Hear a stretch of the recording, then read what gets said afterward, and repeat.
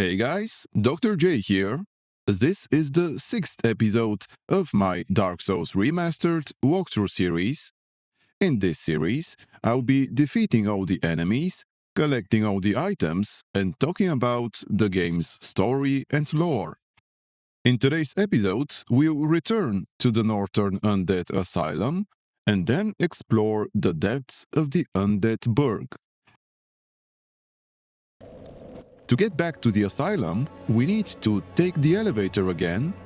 But first, let's talk to Petrus of Storeland. Looks like his friends have finally arrived. I will be departing with them shortly. So, I'm afraid I will be saying goodbye soon. It was a pleasure. Oh, hello. Miracles, I presume?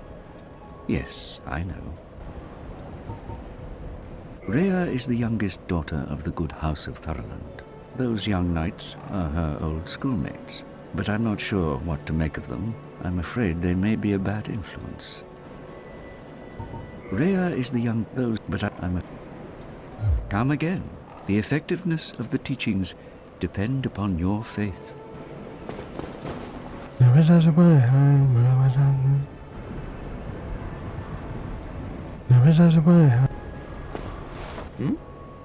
What have we here? You look awfully raggedy. Times are grim. The least you can do is look sharp. Don't you dare meet my lady like that. You might scare her off for good. Oh, you again. What business have you? I don't suppose we can help, though. We accompany my lady on her righteous mission. It is quite a chore, but I'm stuck with her, and Nico too. I can't very well abandon them now. Oh, it's you. We're to leave momentarily. The catacombs aren't exactly my idea of a good time, but what can one do? I do hope we meet again, rare or not. Oh, it's you. We're to leave rare. You are undead as well. Then we've no time to fraternize. I have my mission and you no doubt have yours. We must not let this curse overcome us. Did I not explain the urgency of our tasks? Or are you so uncouth as to lack such judgment? By the looks of you, I should think not. Did I not explain by the... They weren't very friendly, but we'll see them again later. Now we'll ride the elevator to the Undead Parish and jump off like we did when we grabbed the key to the asylum's second floor. This time we won't jump to the roof where Petrus and his friends are. We'll keep climbing the stairs until we reach the nest.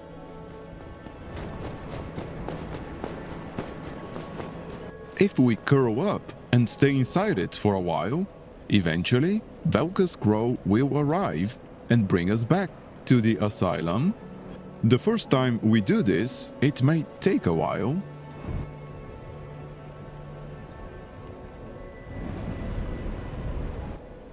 There we go.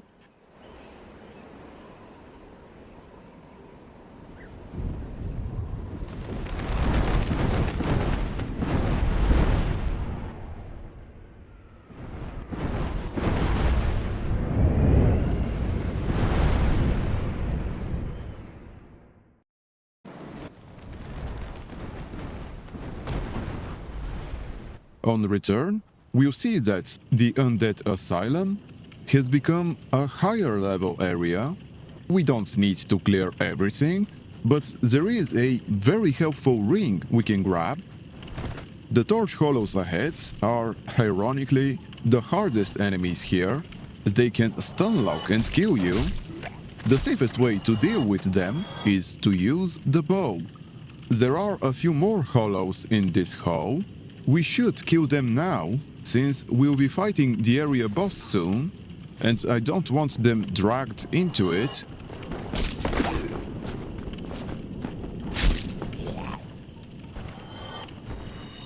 After healing, I moved to the center of the hall. The floor will collapse and drop us to the lower level, where the stray demon is waiting. This boss is like the Asylum demon, but much tankier. That's fine, since we have the lightning spear miracle. If you don't have it or a similar spell, it's best to leave this boss for later. We don't have to fight it now. I'm doing it so I don't have to come back later. The lightning spear won't be enough to finish him, so I'll switch to the goat pine resin. It still isn't quite enough with our current weapon, but it will get us close. As with the Asylum demon, the main rule is to stay behind him. Unlike the Asylum demon though, the Stray demon has an attack that can hit you even if you stay behind him. Also, similarly to the Asylum demon, when he does his butt slam, the shockwave lingers, so we shouldn't rush back in immediately. If we keep those 2 points in mind, the fight is very much manageable.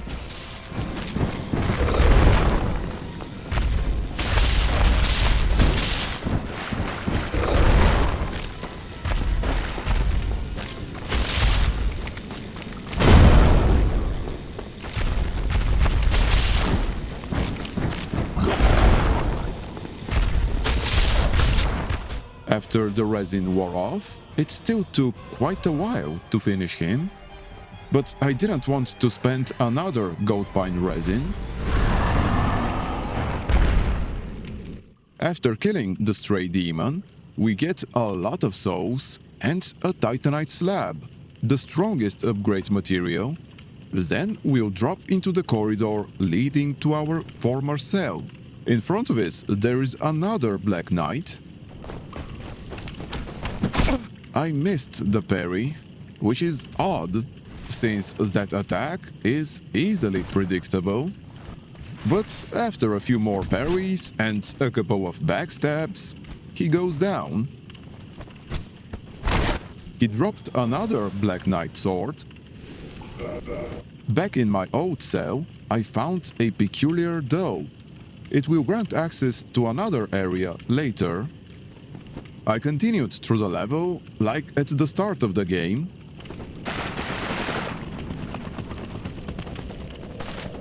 I'm pretty sure this shortcut is locked again, even if you did open it before.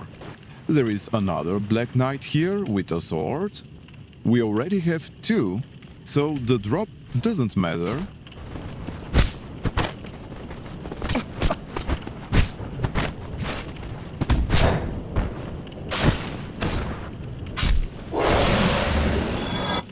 After killing him, we should go up the stairs to the second floor of the asylum. We'll meet an old friend here. Oscar has turned hollow, and we'll have to kill him. We also need his crest shield. He's tough, but if you keep parrying, he goes down easily enough.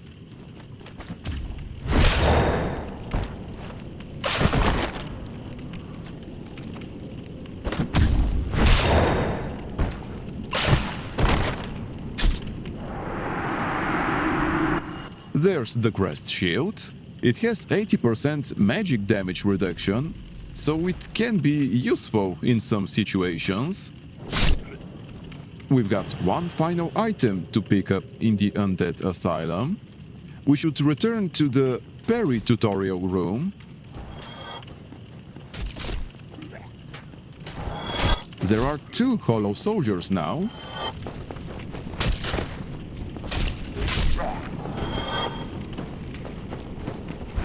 Once we kill them, we should open the door with the key we grabbed from the rooftop where Storaland's group is, and on the broken staircase beyond, we'll find the rusted iron ring.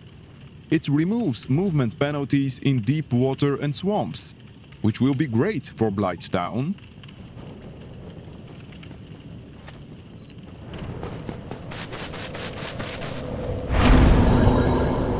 Not sure why I rested at this bonfire, since we're leaving anyway.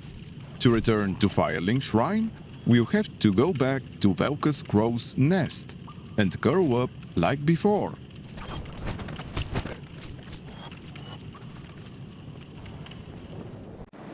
So, what are the Asylum Demon and Stray Demon? They look similar, but are different. The Asylum demon is an artificial guardian meant to ensure only the strong can escape the Asylum. The Stray demon, on the other hand, was likely a prisoner captured in the early days of the Chaos Flame. His imprisonment probably predates the Asylum itself.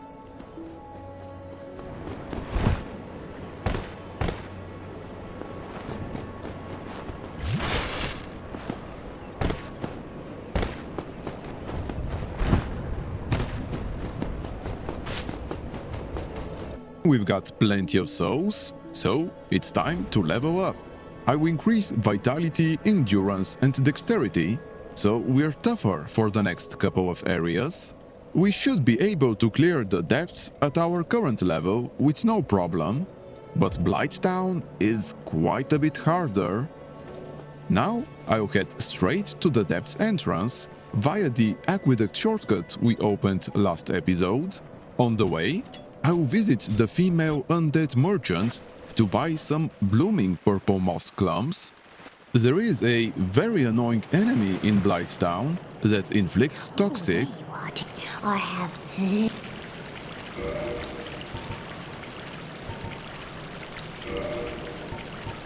Buying 10 is probably overkill, but it's better to have too many than not enough.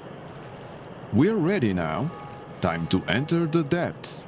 The depths is a bit of a maze.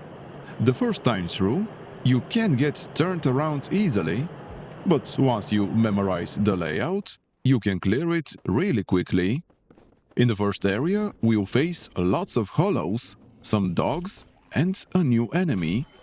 These hollows are much easier than the ones we fought on our Asylum revisit, but we should still be careful, since there are a lot of them.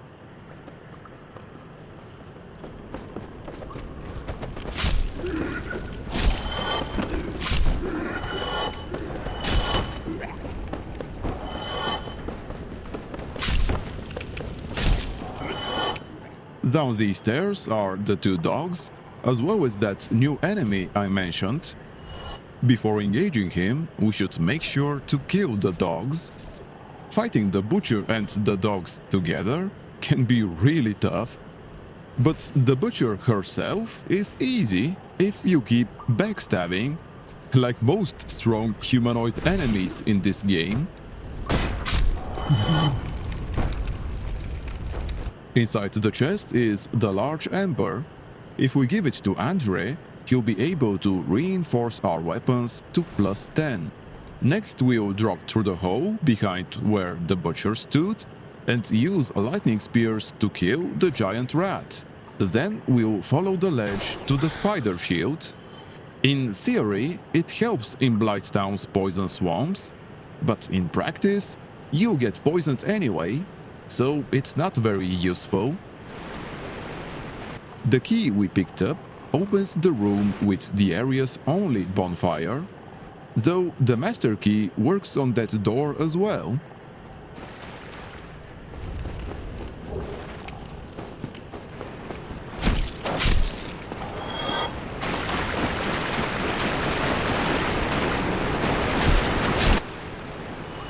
Okay, so we are approaching a crucial spot. There is a channeler here who will keep buffing the boss if we don't kill him, making the fight much harder than necessary. There are also lots of rats that almost killed me. Probably best to clear them first before going for the channeler. Like the first one we killed, this channeler doesn't respawn, so don't worry about resting at a bonfire. I won't bother using a purple moss clump. Poison ticks very slowly in this game. My next goal is the bonfire I mentioned, but I'll grab a couple of items on the way there.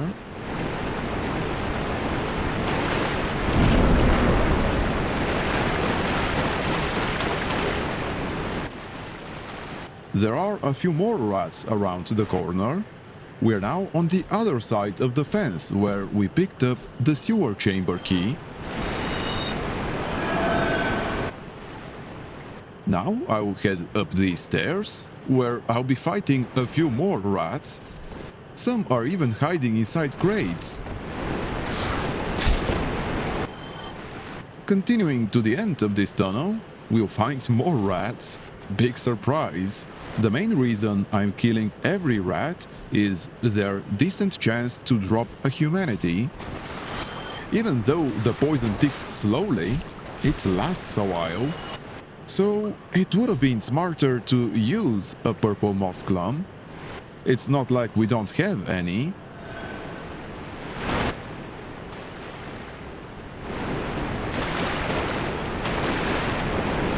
We've reached the bonfire. There's also a ladder going down among these crates, but we'll use it in a bit. Before heading back to that ladder, there is another section of the sewers to explore.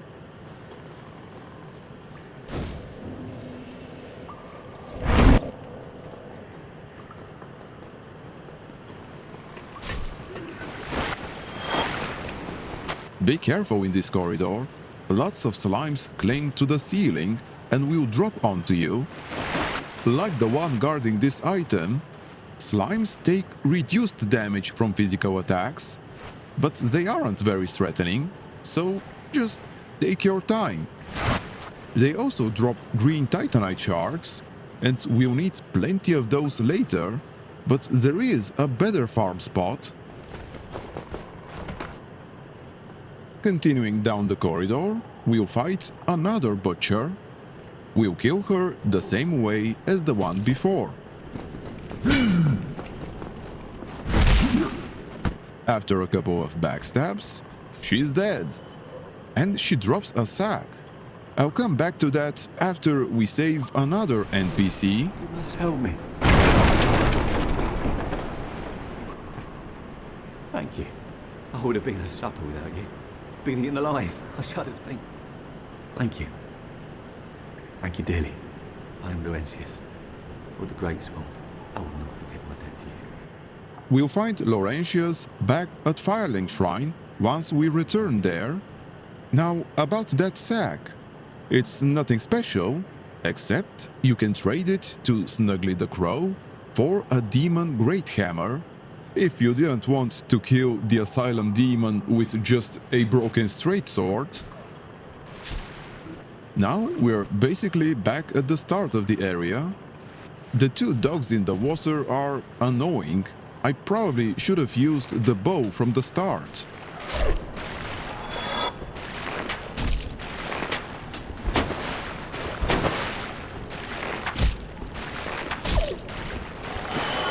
Now we'll deal with the ones upstairs. The butcher doesn't respawn, so don't worry about her.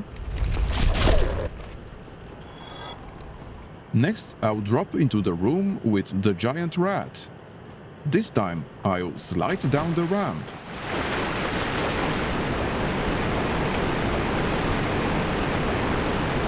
We are nearly at the boss, but there are a couple more things to do first.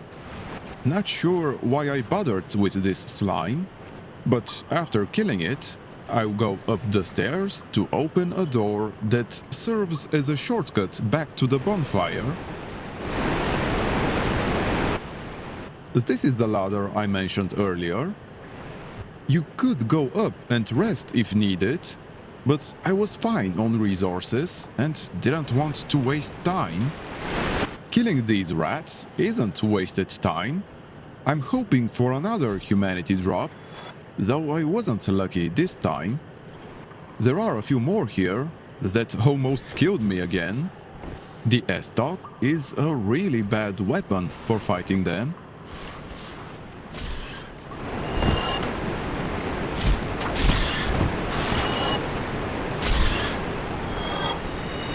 At least I didn't get poisoned again.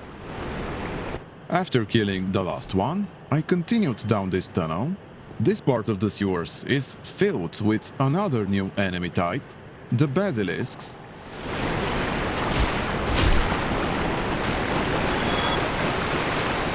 As soon as you reach this point, you get invaded by an NPC. I'll talk more about the item I just picked up after we kill the invader, who is called Knight Kirk. Like most humanoid NPCs, He's easy to kill by backstabbing. There is a story behind him, but I will explain it the next time we meet him, if I don't forget about it. After we kill him, we should continue down this tunnel. He doesn't drop anything particularly useful, besides a couple of Estus flask charges.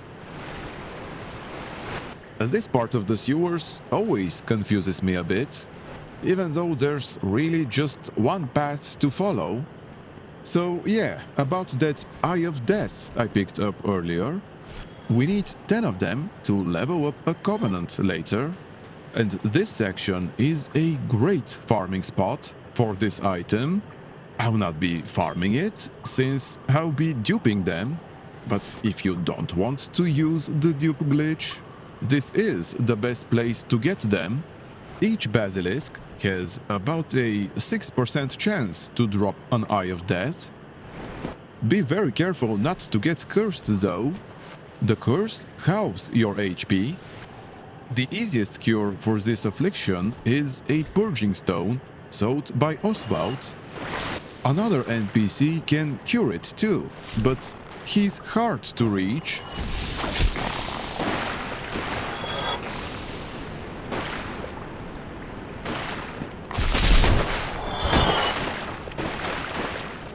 We got another Eye of Death. After grabbing this itemized soul, there's just one more item to find before the boss.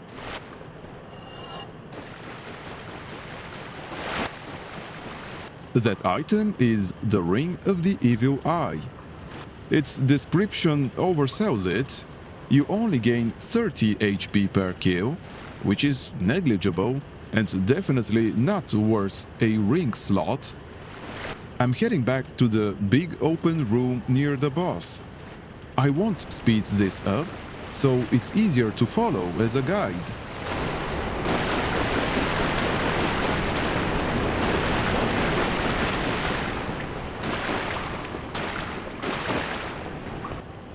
We are back, and it looks like I missed a humanity drop, as well as another rat.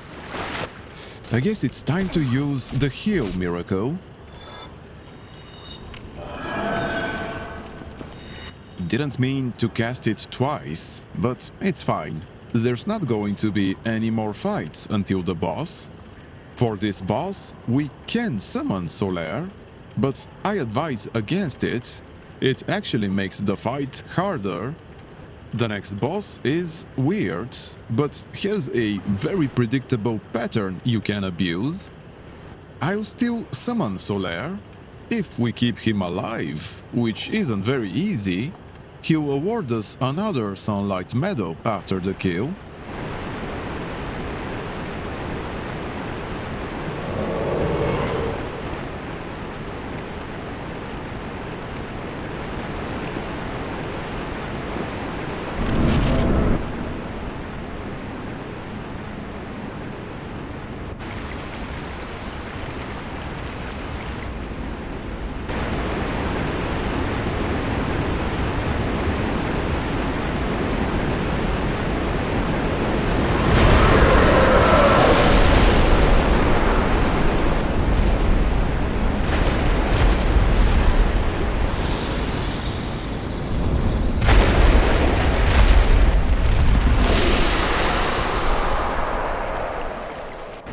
First, we should cut off the gaping dragon's tail.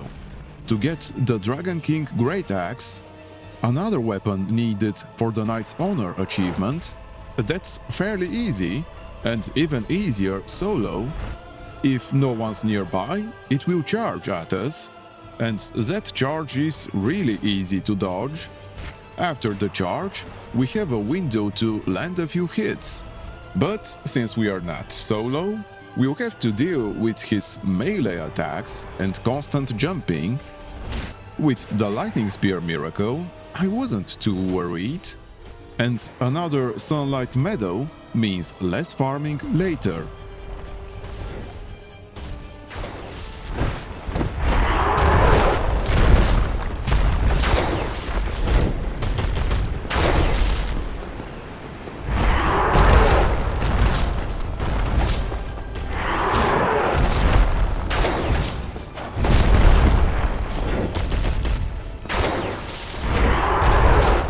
The fight went well. I killed the boss and kept Solaire alive, although I did nearly die at one point, which wouldn't have happened if I was fighting him solo.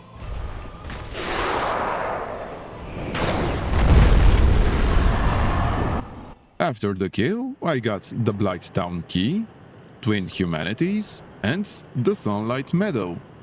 We can also find the warrior armor sets in the arena. That's the last thing we needed here.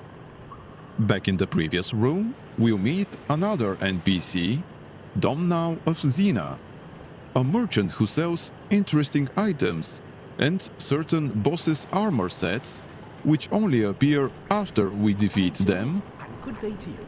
I'm Domhnall of Xena. I'm just a peddler of sorts. I adore trinkets and oddities, so I trade for them.